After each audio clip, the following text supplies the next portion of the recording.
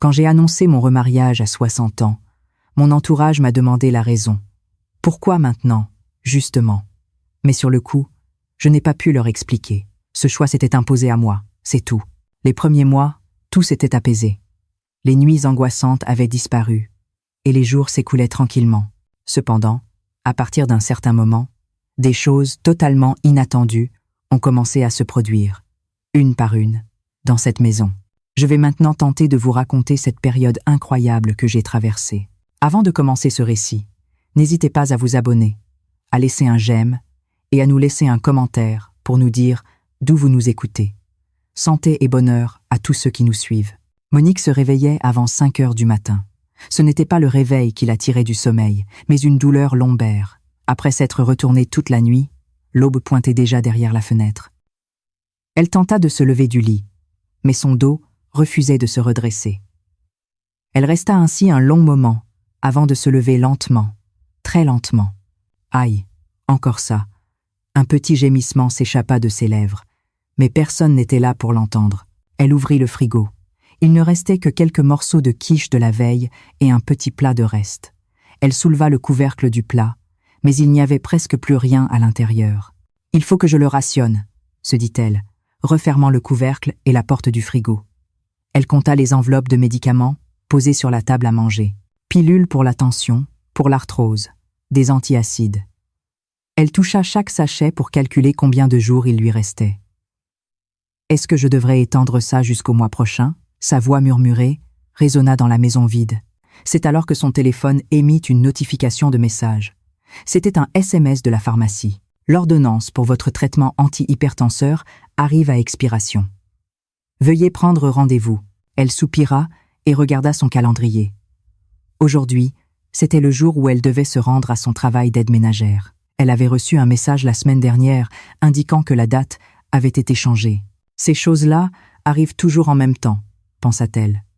Elle posa son téléphone et sortit son carnet de compte de son tiroir. Le bout de ses doigts tremblait légèrement en vérifiant le solde. 290 €. Mais près de la moitié était déjà dépensée. L'allocation de ce début de mois avait déjà fondu à ce point. Il ne reste rien pour la fin du mois. Un soupir lui échappa. L'heure de partir approchait. Elle mit son manteau et sortit de chez elle. Le temps était clément et elle se sentait obligée de bouger. Elle décida donc de marcher. « Allez, ça me fera de l'exercice », se dit-elle pour s'encourager, et elle commença à marcher. Cependant, avant même d'atteindre le prochain arrêt de bus, son genou se mit à lui faire mal. « Aïe, qu'est-ce que je disais ?» Elle s'arrêta et massait son genou. Gênée par les passants, elle reprit rapidement sa marche, mais son allure était déjà extrêmement lente. Elle arriva à l'établissement et prit son matériel de nettoyage. Sa tâche du jour était le nettoyage du couloir et des toilettes. Elle se baissa pour frotter le sol et son dos se remit à lui faire mal. Oh là là! Elle se redressa un instant et une jeune employée qui passait lui adressa la parole. « Madame, allez-y doucement, une blessure serait un désastre. » Elle sourit comme pour dire que tout allait bien et répondit « Oh, ça va, merci. » C'était une remarque pleine de gentillesse. Mais en entendant ces mots, une pensée lui traversa l'esprit. Oui, il ne faut vraiment pas que je me blesse. Elle savait trop bien qu'une blessure signifierait la fin. Pendant sa pause, prise d'un léger vertige, elle s'assit sur une chaise dans un coin du couloir. Elle s'assit pour reprendre son souffle, mais les gens qui passaient ne faisaient pas attention. Tout le monde est occupé, n'est-ce pas? Elle se leva après une courte pause et reprit le travail. Elle rentra chez elle vers 14 heures, après avoir terminé sa journée. Dès qu'elle ouvrit la porte d'entrée, le silence vide l'accueillit à nouveau. Elle enleva ses chaussures et entra dans le salon. L'enveloppe du relevé qu'elle avait prise dans la boîte aux lettres était posée sur la table. C'était la facture d'électricité. Sans même l'ouvrir, elle la plia et la rangea dans un tiroir. « Comment vais-je m'en sortir ce mois-ci encore ?» Un murmure s'échappa de ses lèvres. Il était l'heure de préparer le dîner. Elle ouvrit à nouveau le réfrigérateur. Mais rien n'avait changé depuis le matin. Elle prit une brique de soupe de légumes sur l'étagère. Elle fit bouillir l'eau dans la casserole et y versa la soupe. Le bouillonnement résonnait étrangement fort dans la maison tranquille. Elle versa la soupe dans un bol et s'assit à la table. C'était un dîner en solitaire. Sirotant le bouillon, une pensée lui vint à l'esprit. Voilà ce qu'est le dîner. Elle ne savait pas si elle devait rire ou pleurer.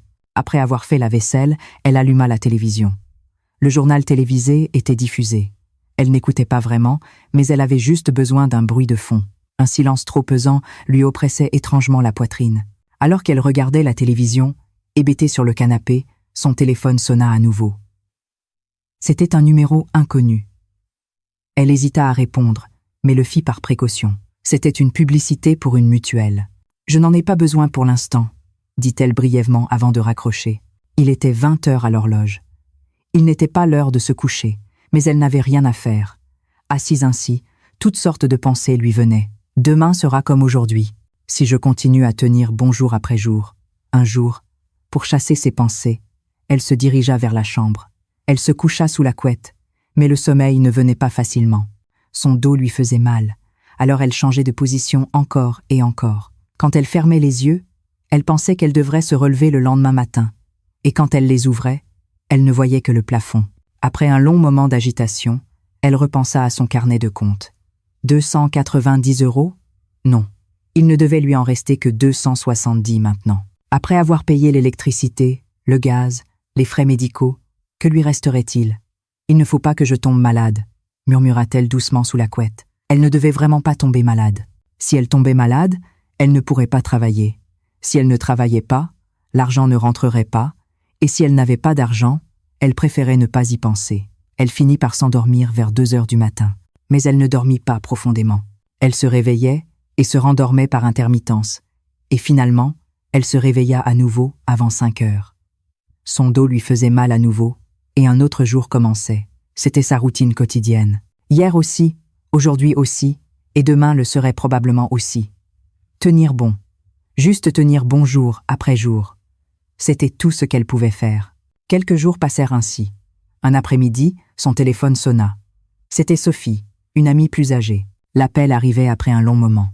« Monique, comment vas-tu ces jours-ci ?»« Oh, comme d'habitude, j'essaie de m'en sortir. » Son amie hésita un instant, puis demanda avec prudence. « Tu traverses une période difficile, n'est-ce pas ?»« Je m'inquiète pour toi. » Elle ne put rien répondre à cela. « Je connais quelqu'un qui vit seul. Il a son appartement et une bonne retraite. Surtout, c'est quelqu'un de très bien. Il a à peu près ton âge, » continua Sophie. « Va juste le rencontrer. Prends un café ou déjeuner ensemble. » Monique était sur le point d'ouvrir la bouche, mais se ravisa. « Sophie, je ne suis pas en état. » Elle s'arrêta et hésita un long moment. Honnêtement, elle se sentait terriblement seule. Et elle était aussi fatiguée. Mais oui, juste le rencontrer. Ça ne ferait pas de mal, n'est-ce pas? D'accord, je vais le rencontrer. La voix de son amie s'éclaircit. C'est une bonne idée. Rencontre-le simplement, sans pression. Quelques jours plus tard, le lieu de rendez-vous était une petite brasserie du quartier. Sophie avait réservé une table. Elle sortit ses plus beaux vêtements de son placard. En se regardant dans le miroir, elle se sentit étrangement mal à l'aise. « Est-ce que j'ai le droit de faire ça ?» se demanda-t-elle en sortant de chez elle. En entrant dans le restaurant, Sophie était déjà là. À côté d'elle, un homme était assis. Il semblait avoir le début de la soixantaine. Il parlait peu, visiblement. « Ah, tu es là. Assieds-toi ici. » Elle fit une salutation embarrassée. « Bonjour. » L'homme inclina légèrement la tête. « Enchanté. » Sophie essaya de détendre l'atmosphère en parlant de tout et de rien. Mais la table restait tendue. La carte arriva.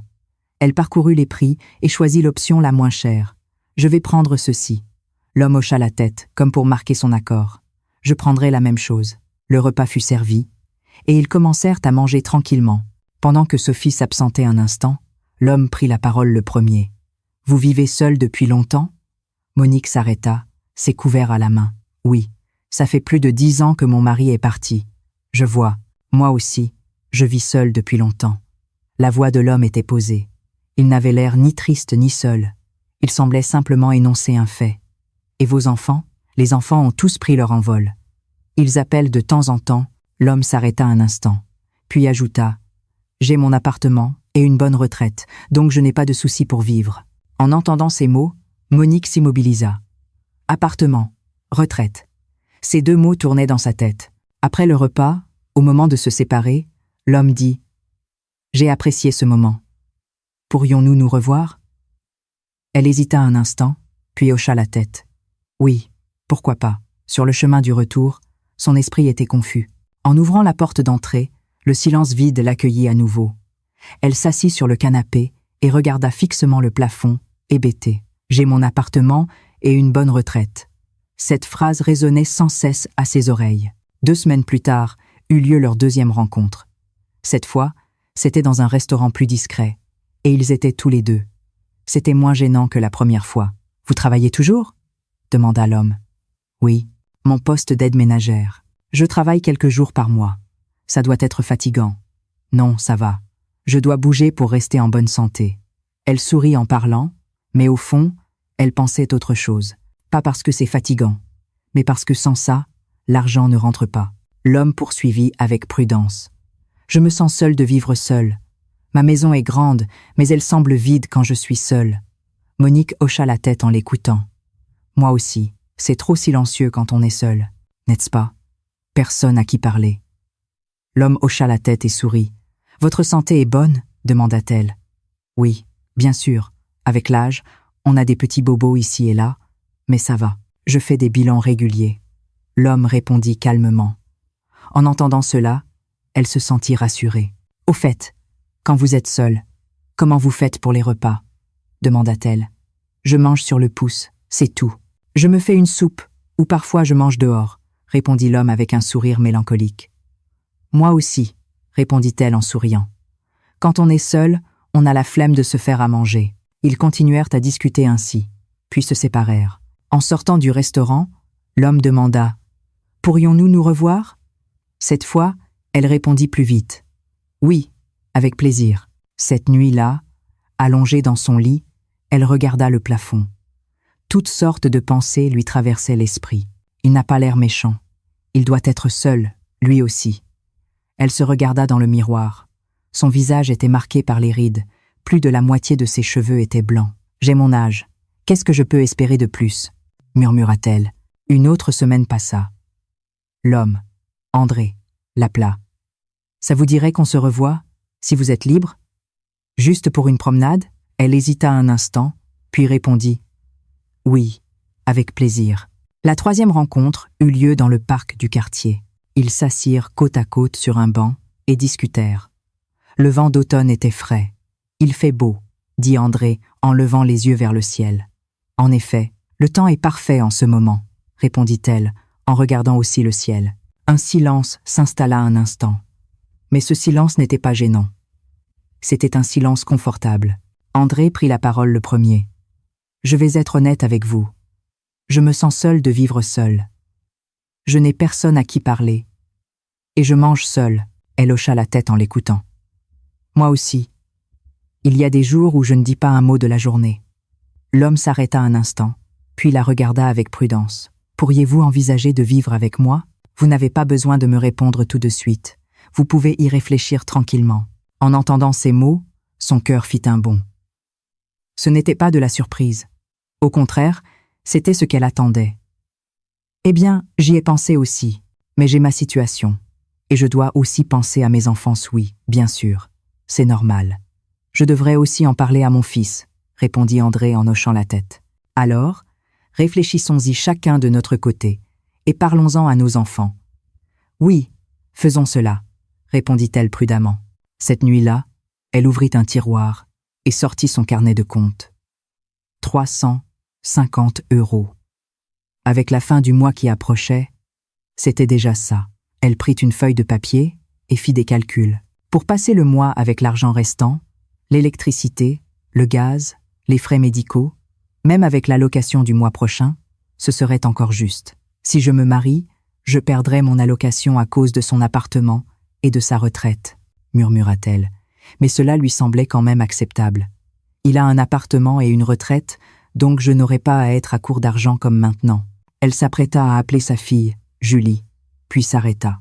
Rien n'était encore certain, et elle ne voulait pas l'inquiéter pour rien. Elle reposa le téléphone. Quelques jours plus tard, André l'appela. « J'en ai parlé à mon fils. Il aimerait bien nous rencontrer ensemble. Ça vous irait ?» Elle hésita un instant, puis répondit. « Oui, faisons cela. Je dois aussi en parler à ma fille. Alors, on pourrait se rencontrer la semaine prochaine ? Oui, très bien. Après avoir raccroché, elle avait les mains tremblantes. Cela devenait vraiment une réalité. Elle ne savait pas si c'était le bon choix. Mais elle n'avait plus beaucoup d'options. Ce n'est pas encore de l'amour, mais on peut vivre ensemble. Cette nuit-là, elle dormit profondément pour la première fois depuis longtemps. Ce n'était pas un sommeil angoissant. Du moins pour cette nuit, elle pouvait s'inquiéter un peu moins du lendemain. Le jour du rendez-vous arriva la semaine suivante. Le lieu était un restaurant tranquille. Elle avait prévenu sa fille, Julie, à l'avance. « Maman, tu es sûre? Ce n'est pas trop rapide ?» Sa fille était inquiète, mais avait finalement accepté de venir. Elle arriva la première et attendit au restaurant. Sa fille entra. « Maman !» Julie s'assit à côté d'elle et soupira doucement. Un instant plus tard, André entra avec son fils. Le fils semblait avoir entre 40 et 45 ans. Il avait l'air soigné. « Bonjour. »« Désolé d'être en retard, » dit André, et son fils inclina poliment la tête. « Bonjour. J'ai beaucoup entendu parler de mon père, sa fille, et elles se présentèrent également. »« Bonjour. Enchanté. » Ils s'assirent et commandèrent le menu. Au début, il y eut un silence gênant. Le fils prit la parole le premier. « Madame, combien d'enfants avez-vous ? » ?»« J'ai une fille. Elle est mariée et vit séparément. »« Ah, je vois. Mon père vit seul depuis longtemps et j'étais très inquiet pour lui. » La voix du fils était calme. « Votre père, sa santé est bonne ?» demanda-t-elle avec prudence. « Oui, heureusement, il est en bonne santé. Il fait ses bilans réguliers et il n'y a pas de gros problèmes, » répondit le fils avec un sourire franc. En entendant ces mots, elle se sentit beaucoup plus légère. « Mon plus grand souci, c'est qu'il soit seul. Je lui rends visite souvent, mais je ne peux pas être là tous les jours, n'est-ce pas ?» Elle hocha la tête aux mots du fils. Sa fille, Julie, demanda prudemment. « Et comment pensez-vous organiser le logement ? » « Elle ira vivre dans l'appartement de mon père. L'appartement est grand et il y a un ascenseur. Ce sera plus pratique, » répondit le fils. Pendant le repas, ils parlèrent de divers sujets. La gêne se dissipait peu à peu. En sortant du restaurant, sa fille lui murmura « À l'oreille, maman, ils n'ont pas l'air méchants, mais prends ton temps pour y réfléchir. »« Oui, je sais, » répondit-elle, mais son choix était déjà fait. Quelques jours plus tard, elle se rendit à la mairie avec André. Ils allaient signer les documents de mariage civil. Ses mains tremblaient légèrement pendant qu'elle remplissait et signait les papiers. L'employé municipal lui dit « Madame, une fois votre mariage enregistré, les revenus de votre conjoint seront pris en compte et vous perdrez votre allocation. Vous le savez ? » « Oui, je le sais, » répondit-elle calmement. C'était ce à quoi elle s'attendait. « Ça va, je n'aurai plus à m'inquiéter maintenant, » murmura-t-elle. En sortant de la mairie, André dit « Nous sommes enfin une famille. »« Oui, c'est vrai, » répondit-elle avec un sourire forcé. Elle commença à préparer son déménagement. C'était la maison où elle avait vécu pendant 10 ans. En rangeant ses affaires, des souvenirs lui revinrent. « J'ai vécu seule ici pendant si longtemps. » Elle resta un moment dans la pièce vide. Le jour du déménagement, des employés de l'entreprise de déménagement vinrent. André les avait contactés à l'avance. « Vous n'avez pas beaucoup d'affaires. Ça devrait être rapide, » dit un employé. Quelques vêtements et quelques affaires de première nécessité furent chargés dans le camion. « Je m'occuperai des frais de déménagement, » dit André. Elle hocha simplement la tête. « Je n'ai même pas besoin de m'en occuper. » Ils arrivèrent au nouvel appartement. Elle se tint devant l'entrée et regarda l'immeuble. Il y a un ascenseur. C'était si difficile de monter et descendre les escaliers de l'ancienne résidence. Ils montèrent par l'ascenseur. La porte s'ouvrit et ils entrèrent dans l'appartement. Le salon était spacieux. Le soleil entrait par la fenêtre. « Voilà notre chambre. Vous pouvez déposer les cartons ici, » expliqua André. Les employés déposèrent les affaires et partirent. Après avoir défait ses cartons, c'était l'après-midi. Elle ouvrit le réfrigérateur. Il y avait quelques plats préparés, mais ce n'était pas assez. Il faudrait que j'aille faire quelques courses. Alors, allons-y ensemble. Ils allèrent au supermarché ensemble. Elle poussait le caddie et mettait des choses à l'intérieur. Elle n'avait plus besoin de calculer les prix. C'était une sensation étrange. Prenez ça aussi.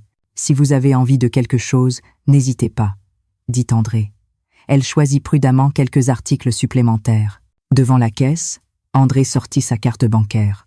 En le regardant, elle se dit « Voilà ce qu'est la stabilité. » De retour à la maison, Elle prépara le dîner. Pour la première fois depuis longtemps, elle cuisina de vrais plats. Quand elle était seule, elle mangeait sur le pouce par flemme, mais aujourd'hui, c'était différent. C'est délicieux. J'ai l'impression de manger un vrai repas pour la première fois depuis longtemps, dit André en souriant. Tant mieux si ça vous plaît, répondit-elle en souriant aussi. Cette nuit-là, elle dormit profondément, pour la première fois, depuis très longtemps. Elle ne se réveilla pas et ne se retourna pas. Le lendemain matin, elle ouvrit les yeux et regarda l'heure. 9 heures. Oh là là, si tard. Mais ce n'était pas grave. Elle n'avait pas besoin de mettre un réveil, ni de se lever précipitamment. Elle n'avait plus besoin d'aller travailler à son poste d'aide ménagère. Elle se regarda dans le miroir. Je peux enfin vivre comme ça. Un petit sourire se dessina sur son visage. Elle sortit dans le salon. André était déjà levé. Vous êtes réveillé? Vous avez bien dormi? Oui, j'ai vraiment dormi profondément pour la première fois depuis longtemps. Tant mieux. On va déjeuner? Ils déjeunèrent ensemble. Le soleil entrait par la fenêtre, et le salon était chaleureux. Il fait beau aujourd'hui. Ça vous dirait une petite promenade? Demanda André. Oui, j'aimerais bien. Après le repas, ils sortirent ensemble. Il y avait un petit parc dans la résidence. Ils marchèrent lentement en discutant. Vous vous plaisez ici? Demanda André. Oui, c'est bien. L'ascenseur est pratique, aussi. Tant mieux. Ils s'assirent un moment sur un banc pour se reposer.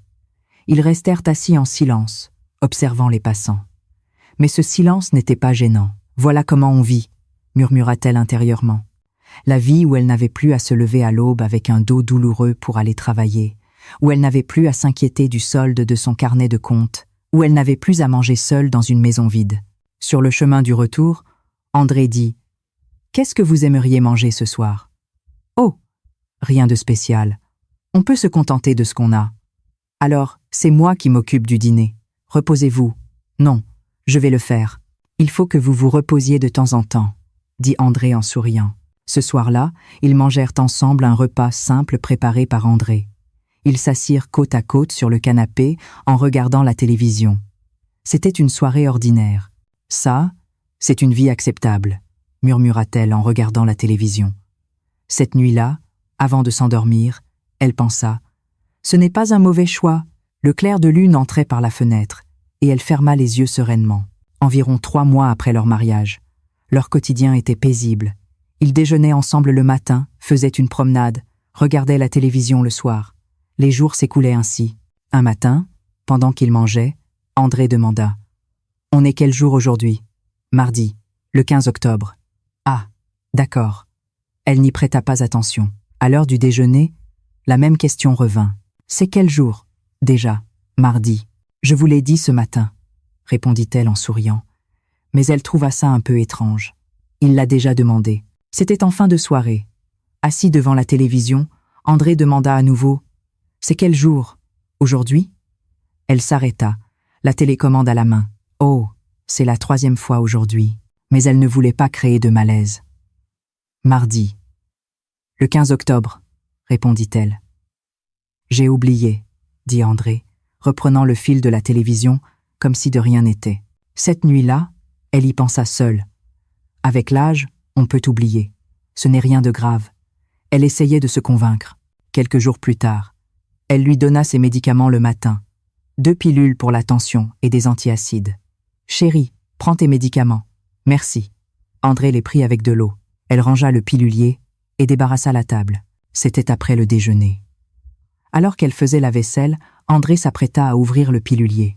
« Chérie, tu as pris tes médicaments ce matin. »« Ah, je les ai pris? »« Oui. Tu les as pris après le petit déjeuner. Je te les ai donnés. »« Ah, c'est vrai, j'ai oublié. » André sourit et referma le pilulier. En le regardant, elle sentit son cœur se serrer. Oh là là, il a encore oublié. Après la vaisselle, elle appela Sophie. Après avoir longuement discuté, elle lui dit « Notre André oublie pas mal de choses ces temps-ci. Aujourd'hui, il a même voulu reprendre ses médicaments. Oh là là, c'est normal avec l'âge.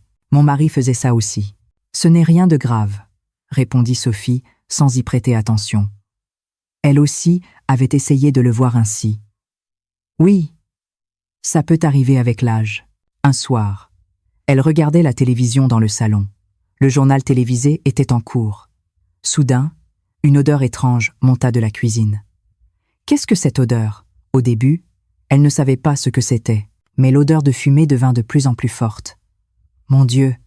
Elle courut à la cuisine. Une casserole était sur le gaz, et de la vapeur s'échappait. Le feu était allumé, mais toute l'eau s'était évaporée. Le fond de la casserole était noir et brûlé. Elle coupa le feu en urgence et déplaça la casserole dans l'évier. Elle ouvrit la fenêtre pour aérer. André sortit du salon.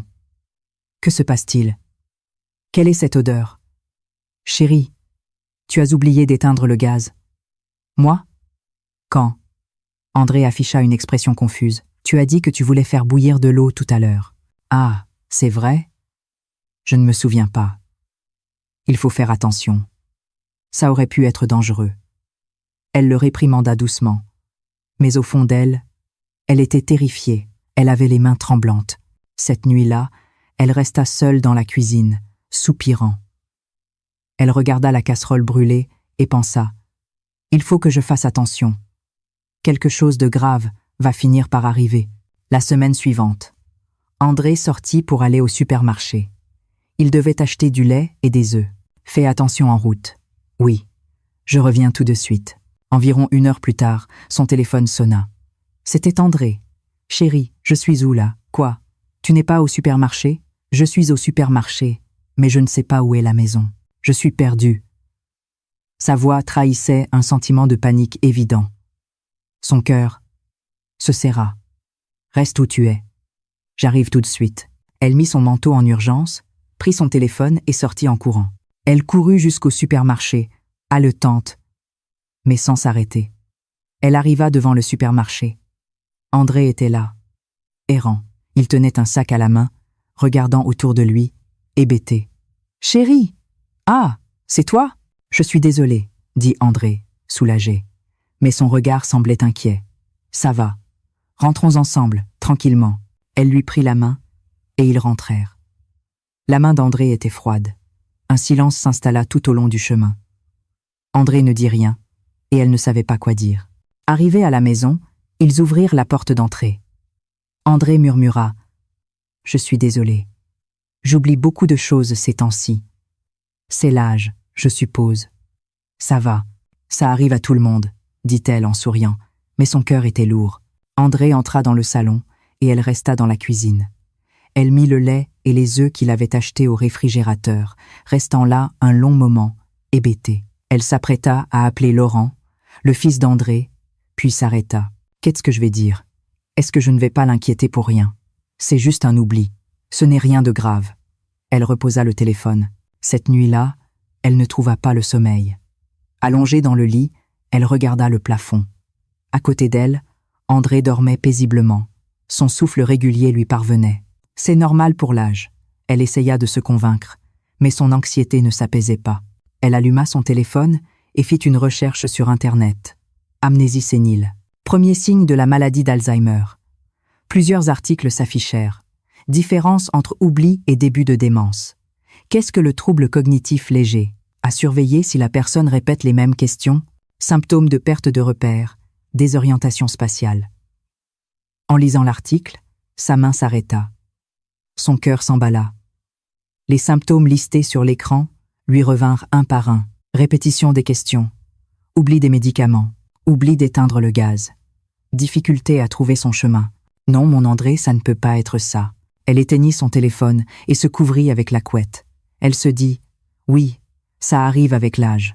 Ne t'inquiète pas. » Mais le sommeil ne venait pas facilement. Même les yeux fermés, l'expression hébétée d'André lui revenait sans cesse. Son visage errant devant le supermarché, son regard confus. Elle finit par s'endormir à plus de 2 heures du matin. Le lendemain matin, André se leva comme d'habitude et la salua avec un sourire. « Bien dormi ?»« Oui, très bien, » mentit-elle. Mais elle n'avait pas besoin de lui dire la vérité. Pendant qu'ils déjeunaient ensemble, elle observa André discrètement. Sa façon de manger, de prendre les plats, tout était comme d'habitude. Ça va, c'est juste un oubli. Elle s'encouragea ainsi, mais une petite anxiété s'était installée au fond de son cœur. Et si ça continue? Cette anxiété ne s'éteignait pas facilement. Même en faisant la vaisselle, même en se promenant, cette pensée ne la quittait pas. Ça va aller. Ce n'est rien de grave. Elle se murmurait cela, Mais elle n'était pas convaincue. Environ une semaine plus tard, les symptômes devenaient un peu plus évidents. Un matin, André cherchait ses lunettes. Où sont mes lunettes? Il fouilla le salon, la chambre et même la cuisine. Chérie, tu les as sur la tête. Ah, c'est vrai? André toucha ses lunettes sur sa tête et sourit maladroitement. À l'heure du déjeuner, André raconta la même histoire. T'ai-je déjà parlé de cette randonnée avec mes amis? Oui, tu m'en as parlé ce matin. Ah, c'est vrai? Je ne m'en souviens pas. Le soir, la même histoire revint. C'était la 3e fois. Elle ne dit rien et se contenta d'acquiescer. Quelques jours plus tard, elle discutait avec André et il s'arrêta brusquement de parler. C'est quoi, déjà? Ce truc. Il ne trouvait pas le mot. Dis-le lentement. Non, c'est bon. Je ne me souviens plus. André afficha une expression contrariée. Cette nuit-là, elle prit une décision. Je dois aller chez le médecin. Le lendemain matin, chérie, on irait consulter un médecin? Un médecin? Pourquoi? Juste pour un bilan. Tu as l'air d'oublier beaucoup de choses ces temps-ci. André hésita un instant. Avec l'âge, ça arrive, n'est-ce pas? Il faut quand même vérifier. D'accord. La voix d'André était faible. Elle prit rendez-vous. C'était chez un neurologue. En expliquant les symptômes au téléphone, la réceptionniste dit « Ce serait mieux que vous veniez avec un accompagnateur. » Accompagnateur. Le mot résonna à ses oreilles. Le jour du rendez-vous arriva. Ils allèrent ensemble à l'hôpital, devant le bureau d'accueil. Nom du patient? Elle donna le nom d'André.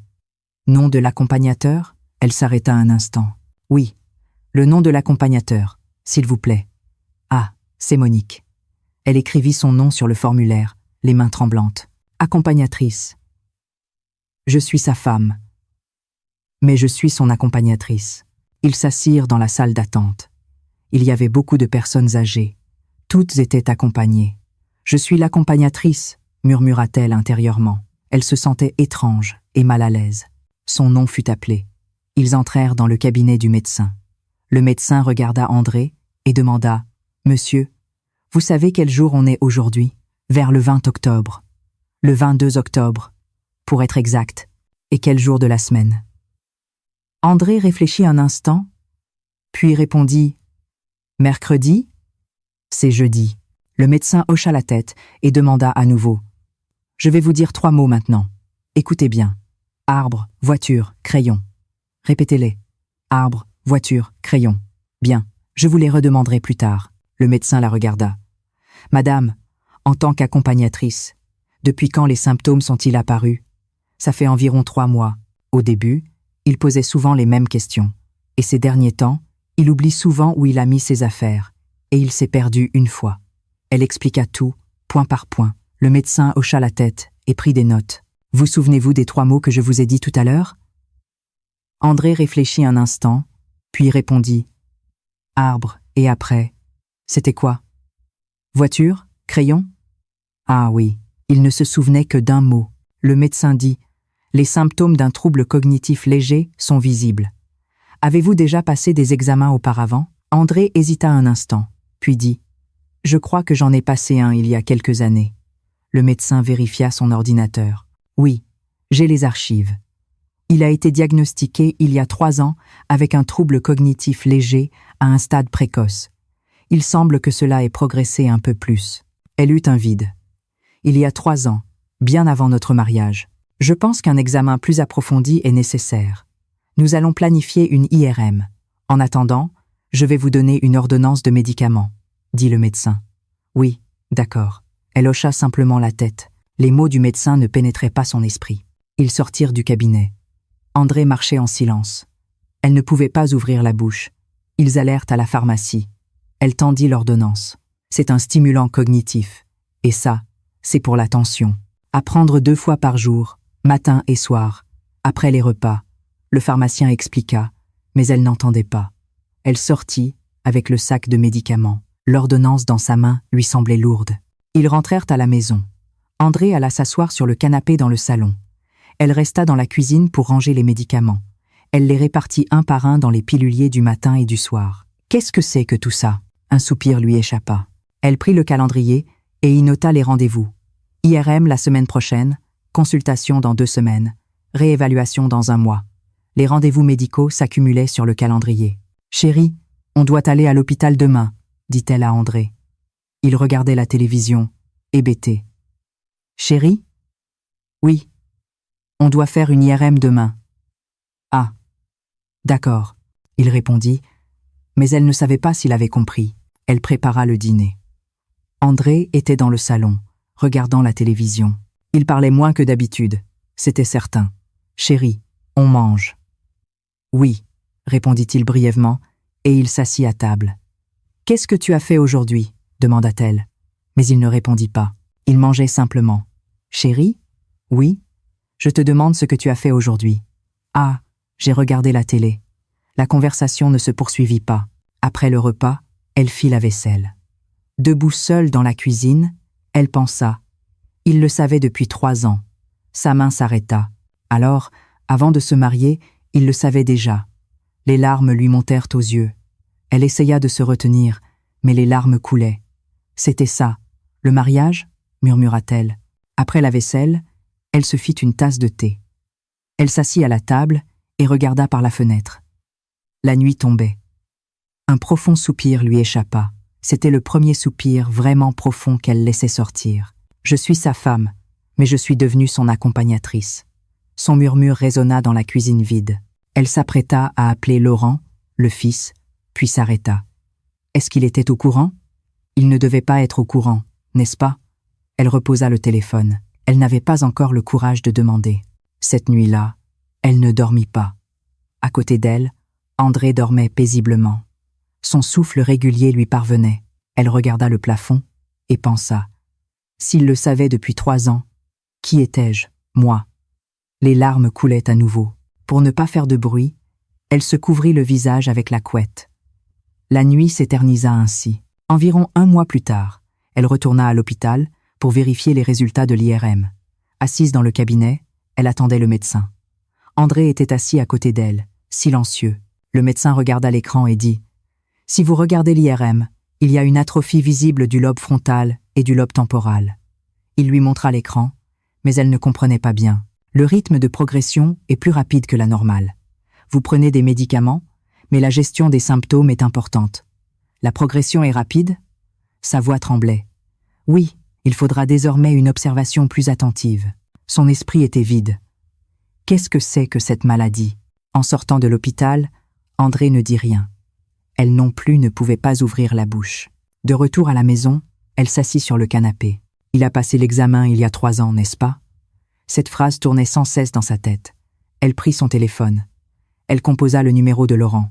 Ses mains tremblaient. « Allô, c'est moi, Laurent. »« Ah oui, que se passe-t-il » Elle reprit son souffle. « Savez-vous que votre père a passé un examen avant notre mariage ?» Un silence s'installa au bout du fil. « Ah, ça !» La voix de Laurent devint plus basse. Le médecin a dit qu'il y avait un dossier datant d'il y a 3 ans. Il semble qu'il ait été diagnostiqué avec un trouble cognitif léger à ce moment-là. Oui, je savais. À cette seule phrase, son cœur fit un bond. Alors, vous le saviez aussi quand il m'a épousée ? Les symptômes étaient presque inexistants à l'époque, et nous ne nous en inquiétions pas trop. Mais il avait un diagnostic, n'est-ce pas ? Sa voix tremblait. Je suis désolée. Laurent ne fit que répéter cela. Elle ne put rien dire de plus. Je passerai vous voir ce week-end. Oui. Elle raccrocha. Elle resta assise un long moment, son téléphone à la main. Il le savait tout ce temps, murmura-t-elle. Les larmes coulaient. Je me sentais lésée, contrariée, en colère. Moi, j'étais la seule idiote. Elle s'effondra sur le canapé et pleura. Elle essaya de se retenir, mais les sanglots lui échappèrent. Après avoir pleuré un long moment, elle s'essuya le visage. En se regardant dans le miroir, elle vit que ses yeux étaient gonflés. Quelques jours plus tard, elle alla à la banque pour payer les factures. André l'accompagnait. Elle se tint devant le distributeur automatique. « Tape ton code secret. » André composa les chiffres. Bip bip, un son indiqua que c'était faux. Oh, c'est étrange. Il le composa à nouveau. Bip bip, encore faux. Chérie, fais-le lentement. 3e tentative. Bip. Quel était le code secret, déjà ? André afficha une expression paniquée. Ils finirent par se rendre au guichet. L'employé demanda une vérification d'identité. Présenter la carte d'identité, répondre aux questions, cela prit beaucoup de temps. Après avoir réussi à régler les affaires, ils sortirent. André ne dit pas un mot. De retour à la maison non plus. Il parlait définitivement moins que d'habitude. Un après-midi. Elle regardait la télévision dans le salon quand André s'énerva soudainement. « Où est la télécommande ? Chérie, tu l'as dans la main ? » « Non, ce n'est pas ça. » Sa voix monta. Il était calme ce matin, mais il avait changé brusquement. « Qu'est-ce que tu me dis de faire ? Qui es-tu pour me donner des ordres ?» cria André. Elle était si surprise qu'elle ne put rien dire. Après un instant, André se calma à nouveau, comme si rien ne s'était passé. Cette nuit-là, elle ne dormit pas. Il était environ 2 heures du matin. À demi endormie, elle entendit un bruit, le bruit de la porte d'entrée. Elle ouvrit les yeux en sursaut. La place à côté d'elle était vide. Où est-il ? Elle se leva en urgence et sortit dans le salon. La porte d'entrée était ouverte. « Chérie !» Elle courut dans le couloir. André errait dans le couloir. « Chérie, où vas-tu ? Il faut que je rentre. Chérie, nous sommes à la maison, ici. »« Non, je dois rentrer chez moi. » André secoua la tête. « Chérie, rentre, s'il te plaît. C'est notre maison. » Elle le prit par la main et le ramena à l'intérieur. André avait l'air confus. Elle le ramena dans la chambre et le remit sous la couette. Elle ne pouvait plus dormir. À côté d'elle, André s'était rendormi tout de suite, mais elle regardait le plafond. C'est la maison, mais il ne la reconnaît pas. Son cœur était lourd. Le lendemain soir, elle sortit les factures de l'hôpital et fit des calculs sur sa calculette. Coût de l'IRM, frais de consultation, médicaments. L'argent dépensé chaque mois était conséquent. Comment vais-je assumer ça ? Un soupir lui échappa. C'était l'heure du dîner. Elle mit la table. « Chérie, on mange. » André s'assit à table. « Prends tes médicaments. » Elle lui tendit les pilules. « Je me débrouille tout seul, » cria André soudainement. « Tu ne les as pas pris tout à l'heure. Qu'est-ce que tu me dis de faire ? Qui es-tu pour me donner des ordres ?» André fit un geste de la main. Le bol de riz se renversa. Le bol de soupe aussi. Clac ! La table était sens dessus-dessous. Elle resta figée sur place. Son corps ne bougeait pas. André se leva et entra dans la chambre. Clac ! Le bruit de la porte qui claque résonna. Elle resta debout un long moment. En regardant le riz et la soupe renversée sur la table, ses mains tremblaient. Elle n'avait plus de force dans les genoux. Elle s'agenouilla et ramassa le riz éparpillé sur le sol. Les larmes coulaient. Elle essaya de se retenir au début, mais les larmes finirent par couler. « J'ai peur. » C'était la première fois qu'elle pensait ça. Elle avait peur de son mari. Elle ramassa le riz, lava la vaisselle. Ses mains tremblaient encore. Assise seule dans la cuisine, elle but un verre d'eau. Il faisait noir dehors. Aucun bruit ne venait de la chambre. Il le savait, mais pourquoi ne me l'a-t-il rien dit, murmura-t-elle. J'étais la seule à ne pas savoir. La seule. Cette nuit-là, elle dormit sur le canapé du salon. Elle n'avait pas le courage d'entrer dans la chambre. Allongée sur le canapé, elle regarda le plafond. Il le savait. Et moi, qui étais-je ? M'a-t-il épousée parce qu'il avait besoin d'une aide-soignante ? Toutes sortes de pensées tournaient dans sa tête. Elle ne s'endormit qu'à l'approche de l'aube. Le lendemain matin, André se leva comme d'habitude. Il semblait ne pas se souvenir de ce qui s'était passé la veille au soir. « Bien dormi ?» André la salua en souriant. Elle ne savait pas quoi répondre. « Oui, j'ai bien dormi », mentit-elle. En préparant le petit déjeuner, elle pensa. Le vrai combat commence maintenant. Elle était contrariée, mais elle n'avait pas le choix. Elle n'avait nulle part où aller, et pas d'autre solution. Elle devait juste s'accrocher jour après jour. Un nouveau jour commençait ainsi. Quelques jours passèrent. Les dossiers médicaux s'accumulaient. Reçus de consultations, ordonnances de médicaments, résultats d'examen. Elle décida de classer les documents. En les étalant un par un pour les ranger par date dans un classeur, un vieux document attira son attention. C'était le dossier initial de l'hôpital. En voyant la date, sa main s'arrêta. 12 avril 2024. Elle s'était mariée en octobre 2024. C'était 6 mois avant leur mariage. Elle regarda le document de plus près. Diagnostic trouble cognitif léger. Accompagnateur non du fils. Ses mains tremblaient. Le document tomba par terre. Ce n'était pas la même chose que de l'entendre au téléphone. Le voir de ses propres yeux rendait les choses réelles. Elle s'agenouilla. Elle resta assise là un long moment, regardant le document.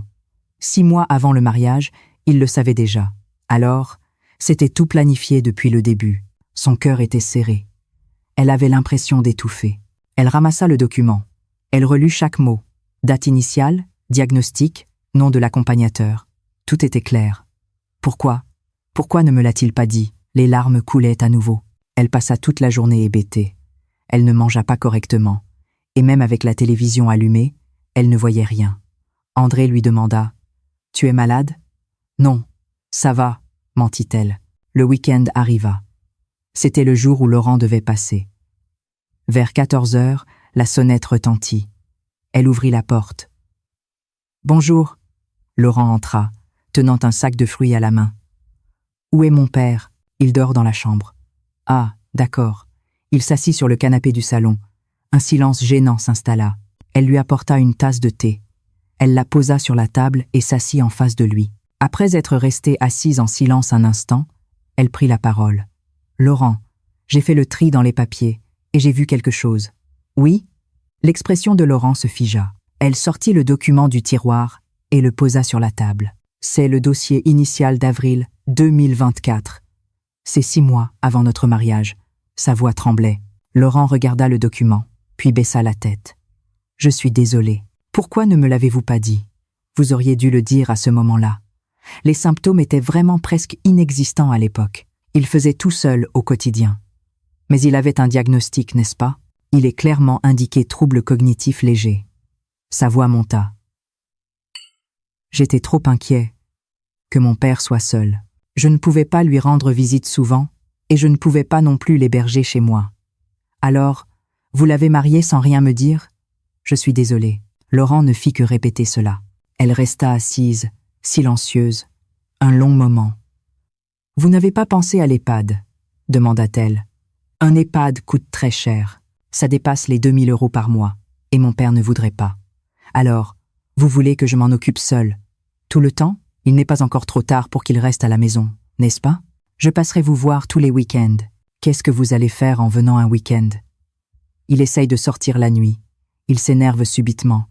Il dit la même chose plusieurs fois par jour. Je dois tout gérer seule. Je suis désolée. Encore la même réponse. Elle n'avait plus rien à dire. Laurent se leva.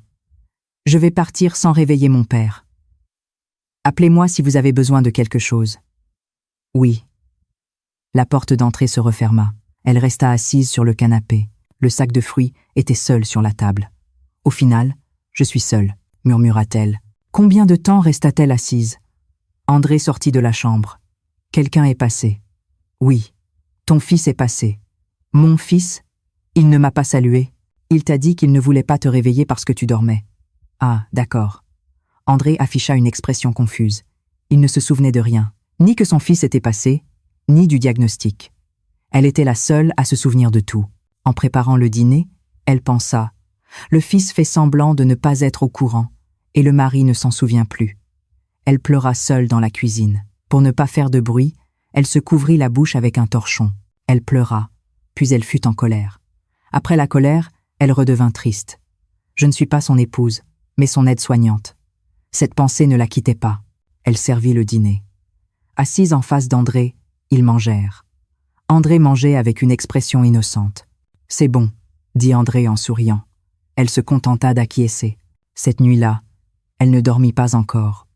Je ne cherchais pas l'amour. Je voulais juste vivre ensemble. Pourquoi ne m'a-t-il rien dit? Ses pensées s'entremêlaient. Elle ne s'endormit qu'après 3 heures du matin. Le lendemain matin, elle lui donna ses médicaments. Elle prépara le petit déjeuner et fit la vaisselle. Tout était comme d'habitude. Mais au fond d'elle, c'était différent. Quelque chose s'était effondré. À l'heure du déjeuner, André demanda « On est quel jour? Aujourd'hui. Jeudi. Ah, d'accord. » Il posait la même question plusieurs fois par jour. Avant, elle répondait simplement, mais maintenant, son cœur se serrait à chaque réponse. Il est malheureux, lui aussi. Elle se disait cela. Mais moi, qui suis-je? Le soir arriva. André regardait la télévision. Elle était seule dans la cuisine, buvant du thé. En regardant par la fenêtre, elle vit l'obscurité tomber. « Que faire maintenant ?» murmura-t-elle. Elle ne pouvait pas partir. Elle n'avait nulle part où aller, et elle ne pouvait pas recommencer. Elle ne pouvait pas non plus continuer à vivre ainsi. Dois-je juste m'accrocher? Un soupir lui échappa. Cette nuit-là aussi, elle ne dormit pas. Il le savait, et moi, j'étais la seule à ne pas savoir. La seule. La même pensée tournait sans cesse. Le lendemain, le surlendemain, c'était pareil. Les jours étaient pesants, mais elle n'avait pas le choix. André avait de plus en plus besoin d'elle, et elle était de plus en plus épuisée. C'est ça, ma vie. Elle essayait de l'accepter, mais ce n'était pas facile.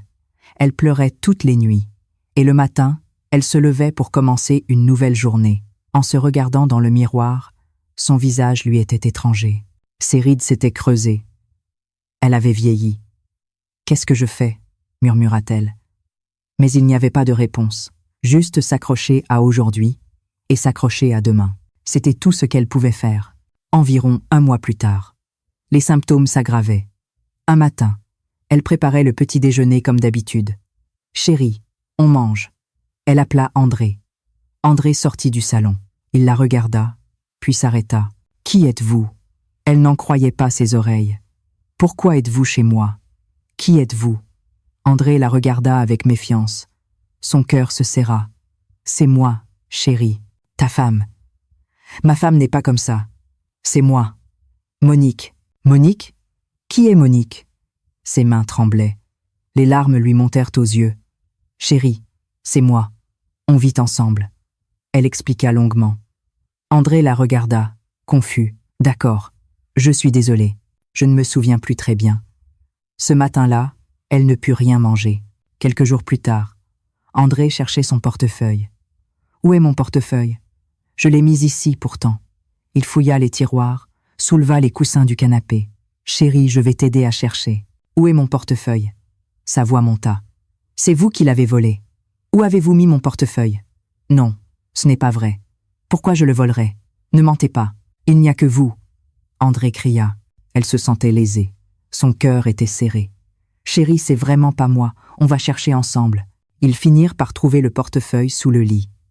André l'avait fait tomber la veille. Mais il ne s'excusa pas. Il ramassa simplement le portefeuille et retourna dans la chambre. Elle resta seule dans le salon. À partir de ce jour, sa journée commençait et se terminait avec les soins. Elle se levait à 6 heures du matin.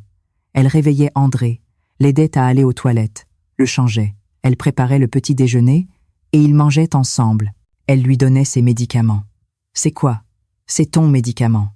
Il faut le prendre. » « Je ne le prends pas. Il faut le prendre. » C'était la même bataille tous les jours. Elle préparait le déjeuner, lui donnait à nouveau ses médicaments. Après une promenade, c'était l'après-midi. Elle préparait le dîner, mangeait, lui donnait ses médicaments. Le soir était encore plus difficile. Les symptômes d'André s'aggravaient au crépuscule. « Il faut que je rentre. »« Chérie, nous sommes à la maison, ici. »« Non. Je dois rentrer chez moi. » Il essayait d'ouvrir la porte d'entrée. « Chérie, non. C'est la nuit. » Le retenir, le calmer, le persuader. C'était pareil toutes les nuits. Après l'avoir couché vers 22 heures, elle était épuisée. Mais elle ne pouvait pas dormir profondément. André se réveillait la nuit. Elle se réveillait 4 ou 5 fois par nuit. Le bruit de ses pas dans le salon, ses allées et venues aux toilettes, le bruit quand il cherchait quelque chose. Elle ne pouvait pas dormir correctement. « Chérie », elle l'appelait des dizaines de fois par jour. « Chérie, prends tes médicaments. Chérie, on mange. Chérie, tu vas aux toilettes. Chérie, assieds-toi. Chérie, c'est dangereux. Chérie, chérie, chérie. » Elle appelait son mari toute la journée. Le soir, sa voix était enrouée. Elle l'appelait plus souvent qu'elle ne disait son propre nom. Un jour, elle se regarda dans le miroir. Elle vit une étrangère. Ses cheveux étaient en bataille, ses yeux injectés de sang. Ses rides s'étaient creusées, son visage était émacié. « Je suis devenue ça. » La personne dans le miroir lui était étrangère. Quand ai-je vieilli à ce point? Quand suis-je devenue si épuisée? Les larmes auraient dû couler, mais elles ne coulaient pas. C'était juste un sentiment de vide. Ses émotions semblaient s'être émoussées. Avant, elle pleurait. Mais maintenant, elle n'avait même plus la force de pleurer. Juste s'accrocher jour après jour. C'était tout. Un soir, après avoir réussi à coucher André, elle sortit dans le salon. Elle s'assit sur le canapé, regardant le plafond, hébétée. « Est-ce que c'est la fin ?» murmura-t-elle. Soins le matin, soins toute la journée, soins la nuit. Il n'y avait pas de fin en vue. Ce sera pareil demain, après-demain, toujours. Jusqu'à quand devrais-je vivre ainsi? Il n'y avait pas de réponse. Elle regarda son téléphone. Elle hésita à appeler sa fille. Julie, puis s'arrêta. Qu'est-ce que je vais lui dire? Que je suis fatiguée. Qu'est-ce que ça va changer? Elle reposa le téléphone. Cette nuit-là aussi, André se réveilla plusieurs fois. Elle aussi se réveillait à chaque fois. Le matin arriva. Un autre jour commençait. Réveiller André, l'aider à aller aux toilettes, le changer. La même journée. Déjeuner, prendre les médicaments, sortir se promener. Encore la même journée. Dîner, prendre les médicaments, essayer de le coucher. C'était pareil tous les jours. Un jour, elle était assise seule dans la cuisine. En regardant par la fenêtre, elle vit qu'il pleuvait. « Qu'est-ce que je fais ?» murmura-t-elle. Elle n'était plus une femme, ni une aide-soignante, mais juste quelqu'un d'enchaîné. Mais elle ne pouvait pas se libérer. Elle n'avait nulle part où aller, et pas de solution. Juste s'accrocher à aujourd'hui, s'accrocher à demain. C'était devenu sa vie. Elle se regarda à nouveau dans le miroir. « Où est Monique ?» murmura-t-elle. Dans le miroir, il n'y avait qu'une personne épuisée. Quelqu'un qui ne savait plus rire ni pleurer. Quelqu'un qui ne faisait que supporter les jours. C'était elle. Le soir arriva. Après avoir couché André, elle s'assit sur le canapé. Est-ce que c'est la fin? La même question lui revint. Mais il n'y avait pas de fin en vue. Ce sera pareil demain, après-demain, toujours. Un autre jour passa ainsi. Un soir, elle réussit à coucher André et sortit dans le salon. Elle prit une feuille de papier dans le tiroir du bureau.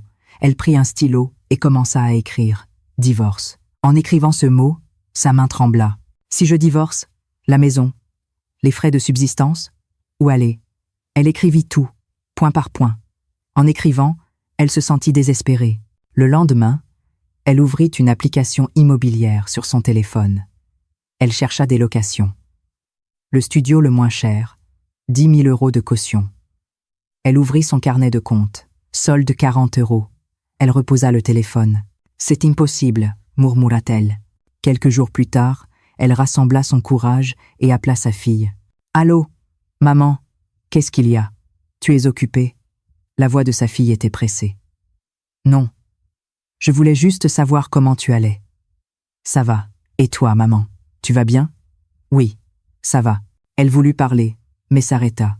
« Que je suis fatiguée. »« Que ça va changer quoi? »« Maman? Non, ce n'est rien. Je suis occupée. Je vais raccrocher. »« D'accord. Je suis vraiment occupée. Je te rappellerai plus tard. » Clac. Le téléphone raccrocha. Elle resta assise un long moment, son téléphone à la main. Je n'ai même pas pu en parler. Cet après-midi-là, elle appela un EHPAD. « Allô? Je voudrais prendre rendez-vous pour une consultation. » « Dites-moi, c'est pour un patient atteint de la maladie d'Alzheimer. L'admission est-elle possible? Quels sont les symptômes? » Elle expliqua les symptômes d'André, un par un. « Oui, l'admission est possible. Le coût est d'environ 2 000 € par mois. »« 2 000 €? Oui, soins inclus. Les chambres individuelles sont un peu plus chères. »« D'accord. » Elle raccrocha. La retraite d'André était de 2 000 € par mois. Le coût de l'EHPAD était exactement le même. Si j'utilise toute sa retraite, comment vais-je vivre? Le soir, elle appela Laurent. « Laurent, c'est moi. »« Oui. Que se passe-t-il » Elle reprit son souffle. « J'ai regardé pour un EHPAD pour ton père. » Dès qu'elle prononça ces mots, la voix de Laurent changea. « Un EHPAD? Oui.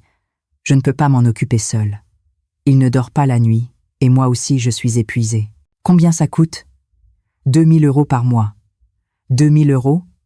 Mais c'est le montant exact de la retraite de mon père. Oui, c'est pour ça que je t'appelle. Alors, si toute sa retraite part dans l'EHPAD, comment vas-tu vivre? » Elle resta sans voix. S'il va en EHPAD, toute sa retraite sera utilisée, et il n'aura plus d'argent pour plus tard. Reste à la maison un peu plus. Mais c'est vraiment difficile pour moi, maintenant. Je viendrai plus souvent le week-end. Dis-moi si tu as besoin de quelque chose. La voix de Laurent était ferme. Tiens bon, encore un peu. On pensera à l'EHPAD si ça devient vraiment impossible plus tard. Oui, elle ne put rien dire de plus.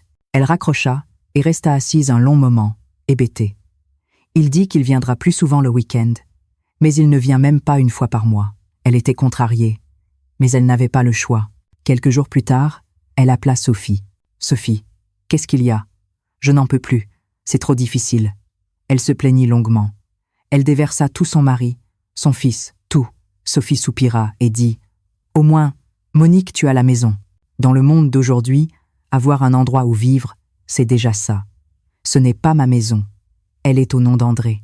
Même si je divorce, si je partage les biens, il faudra vendre la maison. Alors, je n'aurai nulle part où aller, et lui non plus. Oui, c'est vrai. » Sophie ne savait plus quoi dire. « Qu'est-ce que tu veux que je te dise, Monique? Il faut t'accrocher. Tu as d'autres solutions? » Non, elle raccrocha. Cela ne l'avait pas consolée. Cette nuit-là, assise sur le lit, elle regarda à nouveau le papier. Divorce. Nulle part où aller. Trouver un logement. Pas d'argent. Parler à ma fille. Impossible. EHPAD. Toute la retraite utilisée. Pas d'argent pour vivre. Elle tira un trait sur toutes les options. « Je ne peux pas partir », murmura-t-elle. Elle froissa le papier et le jeta à la poubelle. Elle se regarda dans le miroir. « Pourquoi n'ai-je pas réfléchi plus tôt ?» Le regret l'envahit. « J'ai été idiote. Une idiote naïve. Les larmes auraient dû couler, mais elles ne coulaient pas.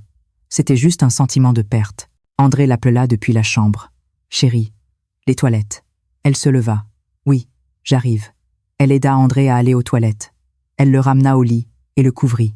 Elle sortit dans le salon et s'assit sur le canapé. « J'étais la seule idiote, » murmura-t-elle. Il faisait noir dehors. Il se mit à pleuvoir. Assise là, écoutant la pluie, elle pensa « Je n'ai pas d'autre choix que de rester ici. » Elle ne pouvait pas partir. Elle n'avait nulle part où aller. Et pas de solution. Le fils s'opposait à l'EHPAD. Elle ne pouvait rien dire à sa fille. Et son ami ne pouvait pas l'aider. Il ne restait qu'elle. Elle seule devait rester dans cette maison, à côté de cet homme. Est-ce mon destin? Un soupir lui échappa. Cette nuit-là, elle resta assise sur le canapé pendant longtemps. La pluie frappait la fenêtre, et elle écoutait, pensant demain sera pareil. Après-demain, toujours, il n'y avait pas de fin en vue. Mais elle n'avait pas le choix. C'était devenu sa vie.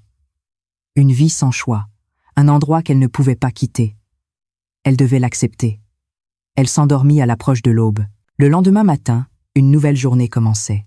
Réveiller André, l'aider à aller aux toilettes, préparer le petit déjeuner. Tout était comme la veille. Mais une chose était différente. Maintenant, elle savait qu'elle ne pouvait pas s'échapper, que c'était sa vie, qu'elle devait l'accepter et vivre ainsi. Elle sortit sa calculette et calcula les frais médicaux. Médicaments, consultations, examens. Environ 600 € par mois. Retraite de 2000 € moins les frais médicaux, il restait 1400 €. L'argent qu'elle pouvait utiliser pour vivre. Si je l'envoie en EHPAD, ça aussi, ça disparaît. Elle reposa la calculette. Je n'ai pas d'autre choix que de tenir bon toute seule. Ce jour-là aussi, elle s'accrocha. Il était 4 heures du matin. Elle se réveilla encore. Elle n'avait pas dormi correctement depuis longtemps. Elle se réveillait toutes les 2 ou 3 heures. À côté d'elle, André ronflait, un son régulier. Elle regarda le plafond. C'est ça, ma vie. Cette pensée ne la quittait pas. Elle regarda le visage d'André. Il dormait paisiblement. Visage ridé, cheveux à moitié blancs, expression sereine. Il est malheureux. Lui aussi. Elle se disait cela. Ce n'est pas de sa faute s'il est devenu ainsi. La maladie d'Alzheimer n'est pas sa faute. Mais une autre pensée lui vint immédiatement. Même s'il est malade, il aurait dû le dire. Elle était en colère. Non, il se peut qu'il ne se souvienne même pas du diagnostic. Alors, c'est son fils qui aurait dû en parler. La colère montait, puis le sentiment de pitié revenait. Il doit être confus, lui aussi. Il ne sait même pas qui il est, ni où est sa maison. C'était compliqué. Le plus difficile, c'est qu'elle se sentait plus malheureuse que lui. Il oublie. Donc c'est plus facile pour lui. Mais moi, je me souviens de tout. Qui suis-je? En pensant à elle-même, elle se sentait encore plus contrariée. Je suis sa femme, son aide-soignante. Juste quelqu'un qui prend soin de lui. Les larmes lui montèrent aux yeux, mais elles ne coulaient pas. Juste un sentiment de vide. Elle se leva du lit et sortit dans le salon. Elle s'assit sur le canapé et regarda par la fenêtre. Il faisait encore noir. Que se passerait-il si je partais? Elle repensa à ce qu'elle avait écrit sur le papier quelques jours plus tôt. Divorcée, il faut quitter la maison. Pas de caution. Je ne peux pas m'installer chez ma fille. L'EHPAD utilise toute la retraite. Pas d'argent pour vivre. Je ne peux pas partir. Elle le confirma à nouveau. Partir, c'est l'enfer. Rester, c'est l'enfer aussi. Un soupir lui échappa. Mais je reste, se dit-elle. Si je ne le fais pas, qui le fera? Le fils s'oppose à l'EHPAD. La fille ne sait rien. Il n'y a que moi. C'était de la résignation. Ce n'était pas un choix, mais une résignation forcée. Je suis déjà là. Comment partir maintenant? Elle alla dans la cuisine et but un verre d'eau. Elle regarda son reflet dans le miroir. « Où est Monique ?» murmura-t-elle. La personne dans le miroir lui était étrangère. Visage ridé, yeux sans vie, épaules tombantes. Avant, elle souriait, mais elle ne se souvenait plus de quand elle avait cessé de sourire. Où est passée ma vie? Avant le mariage, elle avait du temps pour elle, même si c'était difficile. Elle voyait ses amis, regardait la télévision, se promenait. Maintenant, du matin au soir, André. La nuit aussi, André. Elle n'avait plus de temps pour elle. Je disparais peu à peu. Elle était triste, mais elle n'avait pas le choix. Elle regarda l'heure. 5h30. Bientôt 6h. L'heure du réveil. Elle entra dans la chambre un peu plus tôt. André dormait encore. Un autre jour commence, 6h. Le réveil sonna. Elle l'éteignit et réveilla André. « Chérie, lève-toi. » André ouvrit les yeux. « Ah, c'est déjà le matin? »« Oui, il faut te lever. » « On est où là? »« C'est la maison. Notre maison. »« Ah, oui. » Elle aida André à aller aux toilettes. Elle le changea et l'accompagna dans le salon. Elle prépara le petit déjeuner. Cuisiner le riz, faire la soupe, préparer les plats, le même petit déjeuner. Assis face à table, ils mangèrent. « C'est bon, » dit André en souriant. Elle se contenta d'acquiescer. « Prends tes médicaments. » Elle lui tendit les pilules. « C'est quoi? » « C'est ton médicament. Tu le prends tous les jours. »« Je ne le prends pas. Il faut le prendre. » Après une petite bataille, elle réussit à lui donner ses médicaments. Après le repas, elle fit la vaisselle. André était dans le salon, regardant la télévision. Debout dans la cuisine, faisant la vaisselle, elle regarda par la fenêtre. Le soleil commençait à entrer. Aujourd'hui sera pareil. Un soupir lui échappa. C'était l'heure du déjeuner. Elle servit à nouveau le repas et lui donna ses médicaments. L'après-midi, ils sortirent se promener. Elle tenait la main d'André et marchait lentement. « Il fait beau, » dit André. « Oui, il fait beau, » répondit-elle faiblement. Ils rentrèrent à la maison et se reposèrent. L'heure du dîner arriva. Elle servit à nouveau le repas et lui donna ses médicaments. Le soir arriva. Elle coucha André et sortit dans le salon. Assise sur le canapé, elle regarda fixement devant elle, la porte d'entrée. Si j'ouvre cette porte et que je pars, elle y pensa un instant. Elle se leva et alla jusqu'à la porte. Elle posa sa main sur la poignée. Que se passerait-il si je partais? Mais elle n'ouvrit pas. Je n'ai nulle part où aller. Elle retira sa main. Elle se retourna et alla dans la cuisine. Aujourd'hui, je suis là. Demain aussi, murmura-t-elle. Elle se coucha. À côté d'elle, André dormait. C'est ma vie. Elle ferma les yeux. Demain sera pareil. Après-demain, toujours. Il n'y avait pas de fin en vue, mais elle n'avait pas le choix. Elle ne pouvait ni partir, ni changer les choses. Juste s'accrocher jour après jour. C'était devenu sa vie. Une personne dont le nom, Monique, avait disparu, et qui n'était plus que l'accompagnatrice de quelqu'un. Il n'y avait ni vengeance, ni prise de conscience, juste le fait de s'accrocher. C'était le chemin qu'elle avait choisi, ou plutôt qu'elle avait été forcée de choisir. Aujourd'hui, elle n'est pas sortie de cette maison. Demain non plus, ni après-demain. Un autre jour passa ainsi. Qu'avez-vous pensé de cette histoire? Comprenez-vous le choix de Monique? Connaissez-vous quelqu'un qui a vécu une situation similaire? Si vous envisagez de vous remarier, veuillez vérifier l'état de santé de votre futur conjoint et en discuter suffisamment avec vos familles, car vous pourriez, comme Monique, vous retrouver à tout assumer seul. Qu'auriez-vous fait à sa place? Avez-vous quelque chose à dire à Monique? Laissez-nous vos commentaires, ça nous intéresse beaucoup. Si cette histoire vous a touché, n'hésitez pas à cliquer sur le bouton j'aime et à vous abonner. On se retrouve dans la prochaine histoire. Merci d'avoir écouté.